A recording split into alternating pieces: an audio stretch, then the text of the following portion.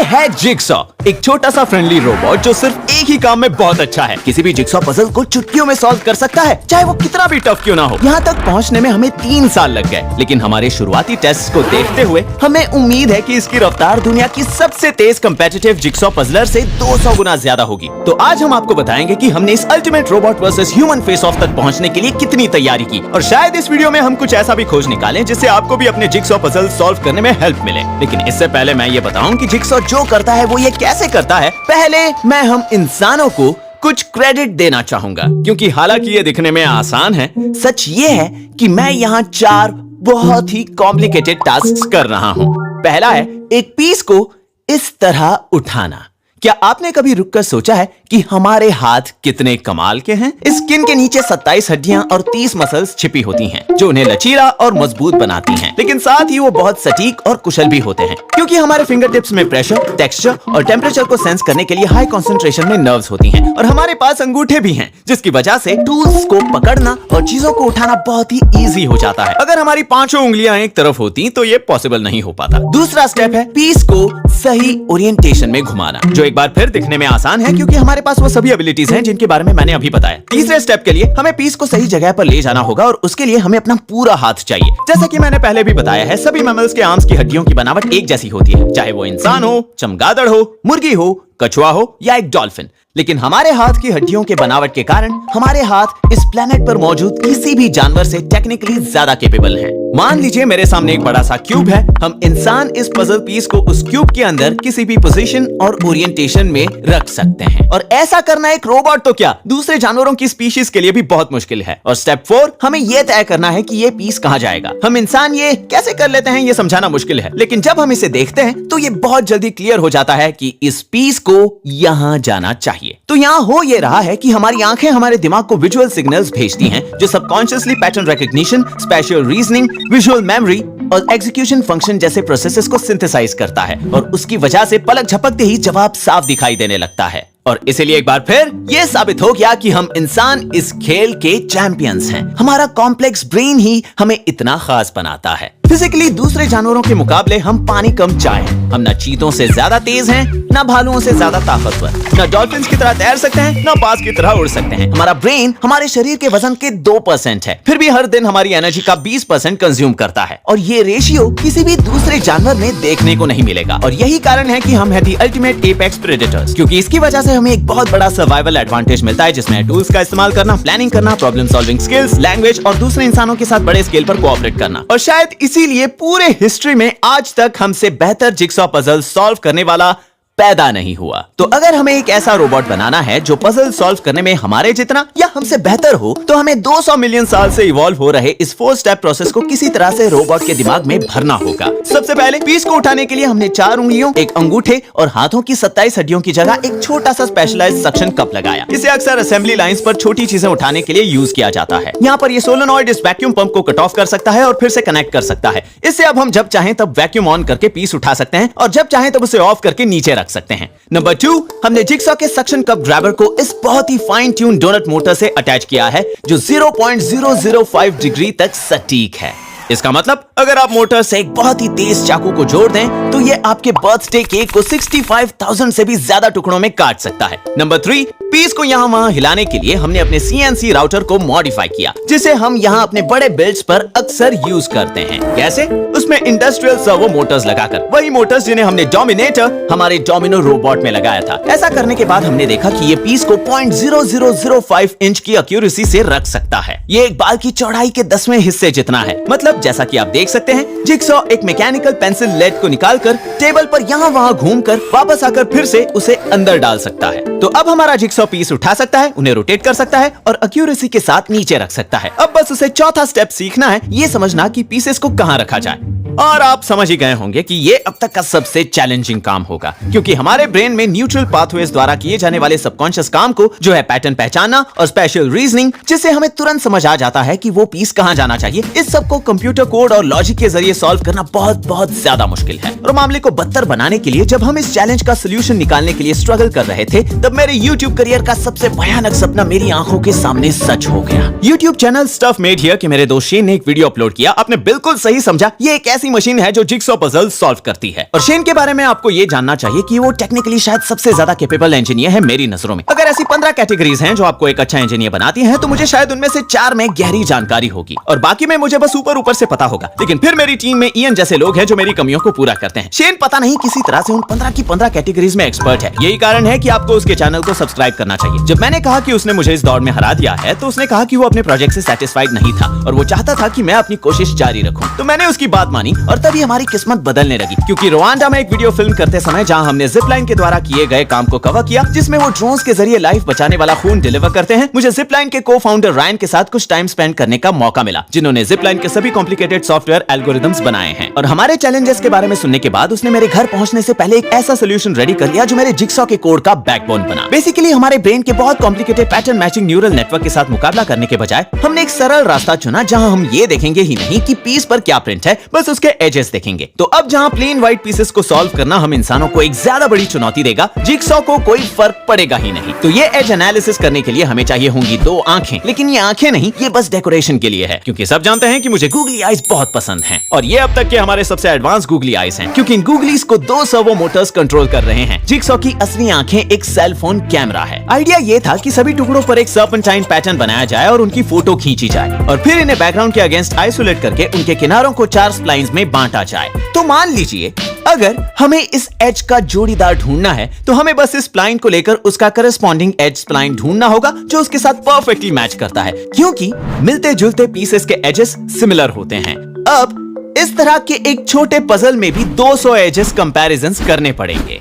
तो पहला कदम था हर एक स्प्लाइन की लंबाई को देखना और उन एजेस को नजरअंदाज करना जो ज्यादा लंबे या छोटे हों, और इससे जनरली हमारी आधी परेशानी हल हो जाती है। फिर बाकी कैंडिडेट्स के लिए हम स्प्लाइन को ओवरले करेंगे और फिर 2 एज स्प्लाइंस के बीच के एरिया को कैलकुलेट करके मिसमैच को देखेंगे। तो 2 पीसेस जो बिल्कुल भी मैच नहीं करते, उनके स्प्लाइंस बहुत ओवरलैप होंगे, जबकि 2 टुकड़े जो एकदम सही मेल खाते हैं वो ओवरलैप बिल्कुल भी नहीं करेंगे। वहां से हम सारे पीसेस को देखकर पोटेंशियल मैचअप्स को रैंक करेंगे, सबसे ज्यादा ओवरलैप करने वालों से लेकर सबसे कम ओवरलैप करने वाले पीसेस तक। फिर जिगसॉ 4 कोने वाले पीसेस में से एक से शुरू करेगा और पोटेंशियल मैचअप्स का मैप तैयार करेगा। यह प्रोसेस आपको कुछ इस तरह का दिखाई देगा। तो सही सॉल्यूशन वही होगा जिसमें पजल के सभी 12 टुकड़े एकदम परफेक्टली मैच कर रहे हों। लेकिन आप देख सकते हैं यहाँ बहुत से डेड एंड्स हैं, और ऐसा इसलिए क्योंकि कभी कभी ये आसानी से समझ आता है कि मैचिंग पीस कौन सा है, लेकिन कभी कभी 3 या 4 करीबी मैचेस होते थे क्योंकि सभी एजेस काफी सिमिलर हैं और हमारी फोटोज भी हमेशा परफेक्ट नहीं होती थी। तो जिगसॉ हमेशा 2 पीसेस के सेट के लिए सबसे परफेक्टली मैच करने वाला टुकड़ा चुनता था,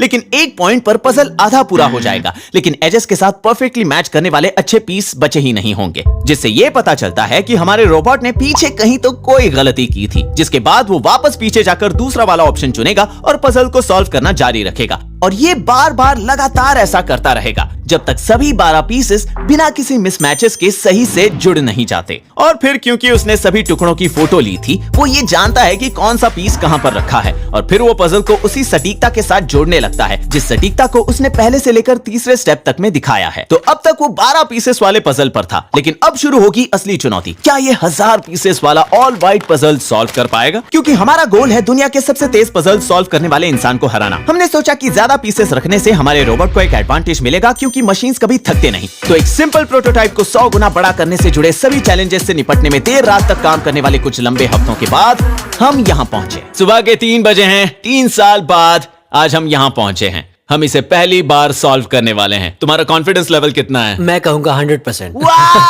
कोड हमेशा फर्स्ट ट्राई में ही काम कर लेता है। तो सार्केज्म की इस भारी खुराक के साथ जिगसॉ ने सबसे पहले तस्वीरें लेने का काम शुरू किया, जिसमें लगभग 1 घंटा 30 मिनट लगे। तो सारे पिक्चर्स जमा हो जाने के बाद हमारे प्रोग्राम ने उस पर अपना जादू चलाया और अब जिगसॉ इस 1000 पीसेस वाले पजल को सॉल्व करने की कोशिश करने जा रहा है। और सरप्राइजिंगली एक सिंपल लैपटॉप पर यह प्रोग्राम चलाने के बावजूद सभी 1000 टुकड़ों की पोजीशन पता करने में 1 मिनट से भी कम समय लगा। और मुझे ये बहुत पसंद है कि आप उसे कोने से शुरुआत करते हुए पजल को सॉल्व करने की कोशिश करते हुए देख सकते हैं, और हर बार जब वो किसी डेड एंड पर पहुंचता है तो वो वापस पीछे जाकर एक अलग पीस चुनकर फिर से अपने काम पर लग जाता है, जब तक कि वो एक ऐसा सोल्यूशन नहीं ढूंढ लेता जिसमें सारे पीसेस परफेक्टली मैच्ड हों। तो अब जिगसॉ के लिए बस एक ही काम बचा था, पजल के टुकड़ों को उनकी जगह पर रखना, क्योंकि वो ये पहले से जानता है कि हर एक पीस को कहाँ रखा जाना चाहिए। और चीजें काफी अच्छी चल रही थी, और जैसे ही हमने आशा की किरण देखने की गलती की, एक टुकड़ा अपनी जगह पर ठीक से नहीं बैठा और फिर उसके पीछे पीछे पीछे और भी पीसेस सही से नहीं बैठे। तो थोड़ी जांच करने पर हमने पाया कि एरर के कुछ बहुत ही छोटे छोटे सोर्सेस थे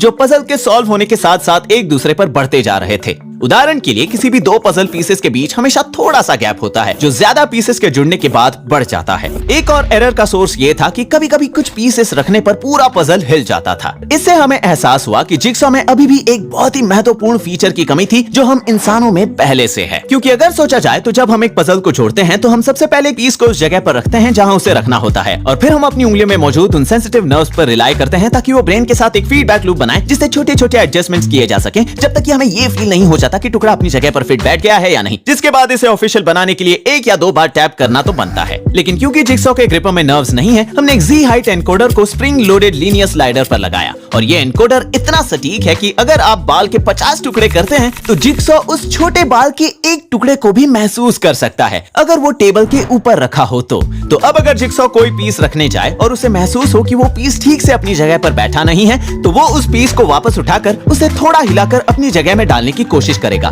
तब तक जब तक उस सिस्टम को ये श्योर ना हो जाए कि वो अपनी जगह पर बैठ गया, जिसके बाद वो फाइनल टैप करेगा किसी भी पजल सॉल्वर की तरह। और फिर जिगसॉ के नए हार्डवेयर और सॉफ्टवेयर अपग्रेड्स के साथ वो एक और अंतिम कोशिश के लिए तैयार था। और मैं आपको बता दूं कि एक कंबाइंड हार्डवेयर सॉफ्टवेयर पर्सपेक्टिव से ये मेरे चैनल पर बना अब तक का सबसे चैलेंजिंग बिल्ड है जिसमें ऑटो बुलजाई डार्ट बोर्ड और दी ऑटोमेटिक डोमिनो रोबोट डोमिनेटर भी शामिल है। तो अगर आपको सच में इस काम करने के पीछे के डिटेल्स चाहिए जिसमें सोर्स कोड भी शामिल है तो आप वीडियो डिस्क्रिप्शन में दिए गए लिंक पर क्लिक कर सकते हैं। क्या तुम इसे ऑफिशियली 48वीं बार आजमाने के लिए तैयार हो? काश इस बार ये काम करे। अब तुम्हारा कॉन्फिडेंस लेवल कितना है? 100%। क्या तुमने कुछ भी नहीं सीखा?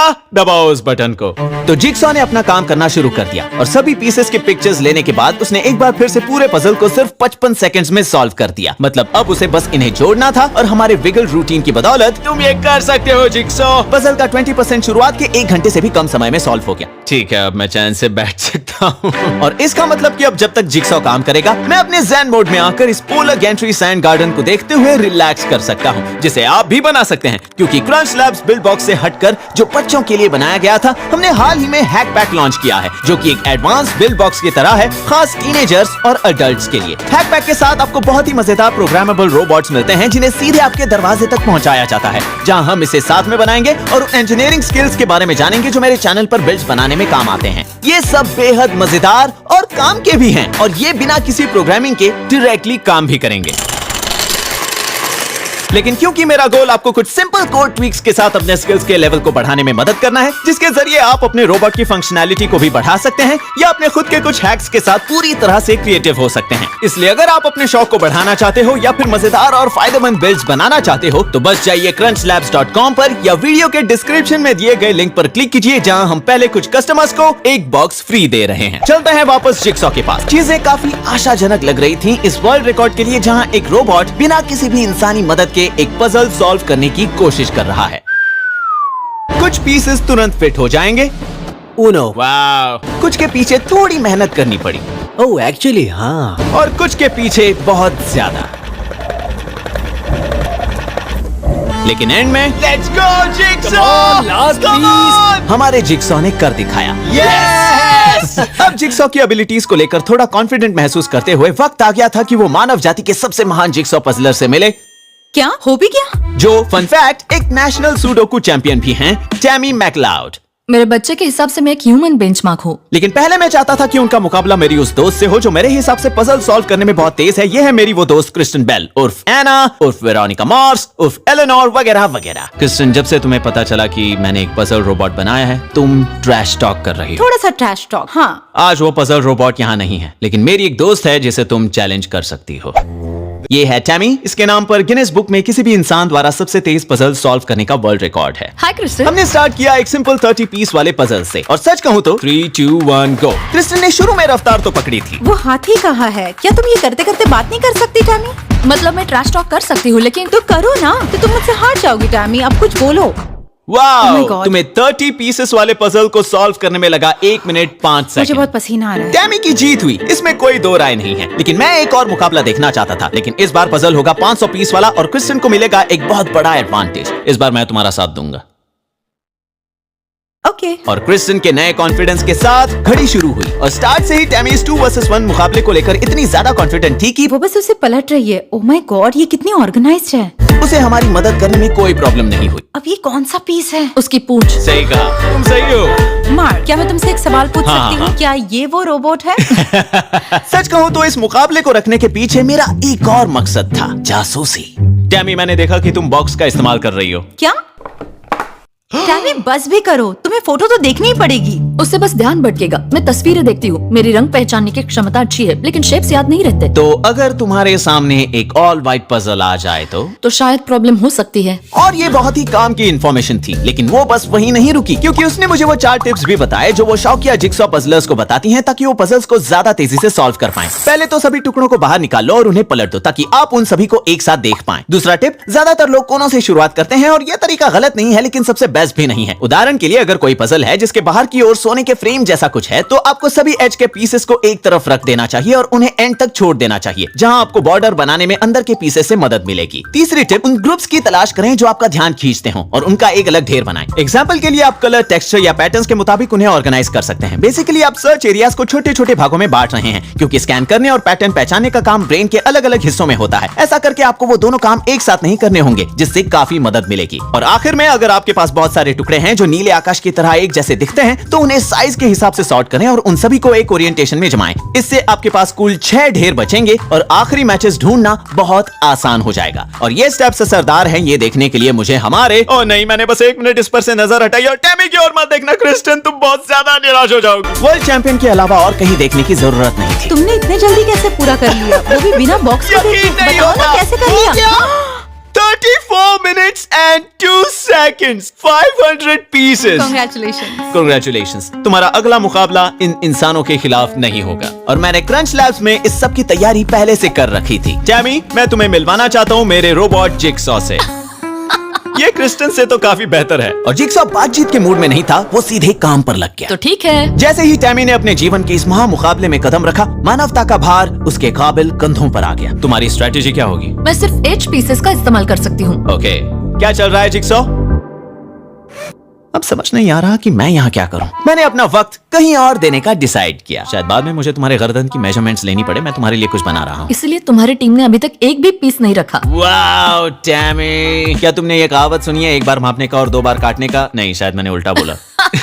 और उसी वक्त मेरे टीममेट ने भी मेजरमेंट्स लेना शुरू कर दिया। ये रहा एक एज पीस, और फिर काटना भी। ये हर बार ऐसे ही आवाज करेगा क्या? 3 pieces, 4 pieces। टैमी, इग्नोर करना, 5 pieces हो गए। खेल अभी पूरी तरह खत्म नहीं हुआ। तुम अब भी जीत रही हो टैमी, उसे दिमाग पर हावी मत होने दो। और हालांकि मुझे 1000 तक गिनने का मन था, 9 pieces। मैंने उसकी जगह लकड़ी को तराशना शुरू किया। क्या तुम नर्वस हो टैमी? अगर आज मैं हार गई तो भी मेरा परिवार मुझसे प्यार करेगा। अगर जिक्सॉ हार गया तो क्या तुम उसे प्यार करोगे? नहीं, मेरा प्यार बहुत कंडीशनल है। जिक्सॉ को ठीक से याद दिलाते हुए कि दांव पर क्या था, जिक्सॉ अब ऑफिशियली आगे निकल चुका है। जिक्सॉ ने लगातार अपना काम जारी रखा, जबकि टैमी, वो लास्ट एज कहाँ है? ओह, तुम्हें एक एज पीस चाहिए, अपनी बायोलॉजिकल कमियों को कोस रही थी। मैं सच में तुम्हारी मदद करना चाहता हूँ, ताकि मैं कह सकूं कि तुम्हें मेरी मदद की जरूरत पड़ी। स्मार्टफोन से लेकर लैपटॉप तक के, मुझे मिल गया, मुझे एज मिल गया। नर्वस सिस्टम की सर्च कैपेबिलिटीज के बिना। क्लिक, कितनी अच्छी आवाज है। क्या मुझे थोड़ा पानी मिल सकता है? जिक्सॉ, क्या तुम्हें पानी चाहिए? इसने बीच में एक पीस ऐसे ही छोड़ा है, जानबूझकर। मैं आइडियाज वाला था और जिक्सॉ ताकत वाला। जिक्सॉ, ये रहा तुम्हारा अगला पीस। पीछे देखो, यहाँ पर मैं एक टीम प्लेयर हूँ। लेकिन उसे मेरा बीच में आना पसंद नहीं था, तो मैंने उसके बजाय टैमी की मदद की। टैमी, क्या ये तुम्हें ये चाहिए? क्या तुम्हें ये चाहिए? क्या तुम्हें ये चाहिए? क्या तुम्हें ये चाहिए? और जहां जिक्सॉ अपना काम पूरा कर रहा था, मैंने अपना टाइम बिताया लकड़ी तराश कर, पत्ते खेल कर, वॉल्डो को ढूंढ कर। टैमी, यहाँ देखो। बाद में देखूंगी। और मैं अपने बचपन के रोल में वापस लौट आया, जिसमें सबसे अनोइंग छोटा भाई था। मुझे पजल्स पसंद हैं। और इस सब के बाद टैमी काफी प्रोग्रेस कर चुकी थी। टैमी, मेरे पास एक अच्छी और एक बुरी खबर है। बैड न्यूज, सिर्फ 8 पीसेस बचे हैं। लेकिन इतना भी नहीं। गुड न्यूज, मैंने तुम्हारे लिए एक स्कार्फ बनाया। इनफैक्ट, अगर हम मान लें कि उसे एक पीस को चेक करने में 1 सेकंड लगे, तो वो इसे रोज दिन में 12 घंटे देने के बाद, वो भी बिना छुट्टियों के 1.5 महीने में पूरा कर पाएगी। इसीलिए ये पीछे हटने का अच्छा समय है। तुम इसे पूरा नहीं करोगी? नहीं, जाने दो। वो पल आ गया। 4 घंटे में 1000 पीसेस। ठीक है टैमी, तुमने हम इंसानों की तरफ से अच्छा मुकाबला दिया, लेकिन अफसोस वक्त आ गया है कि अब मशीन्स दुनिया पर राज करें। इससे हारना सम्मान की बात है। मजा आ गया। मुझे कहना पड़ेगा। शाबाश जिगसॉ, एडीज। तो जब जिगसॉ जीत का जश्न मना रहा था, मैंने उस ट्रॉफी को कुछ फाइनल टचेस दिए जिसे मैंने टैमी के लिए बनाया था। तुम ह्यूमन रेस की सबसे बेस्ट प्लेयर हो और तुमने बहुत अच्छा काम किया, लेकिन मेरे जिगसॉ जितना नहीं।